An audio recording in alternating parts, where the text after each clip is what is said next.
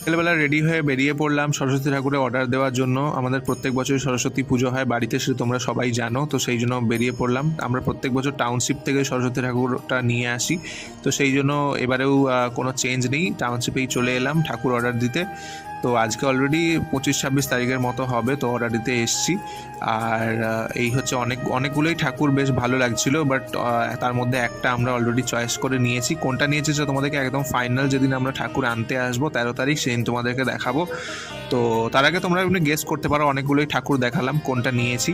তো যাই হোক, এখন আমাদের অলরেডি ঠাকুর অর্ডার দেওয়া হয়ে গেছে। আমরা চলে এলাম হাই রোডে এসে আজকে মাকে একটু বলছি যে ফুচকা খেতে ইচ্ছে করছে, কারণ অনেকদিন ফুচকা খাওয়া হয় না, ওয়েট বেড়ে যাবে বলে সেই জন্য সেই ভয়ে আর ফুচকা খাওয়া হয় না। তো সেই জন্য আজকে মাকে বললাম একটু ফুচকা খেতে ইচ্ছে, সেই মতো ফুচকাও খেয়ে নিলাম।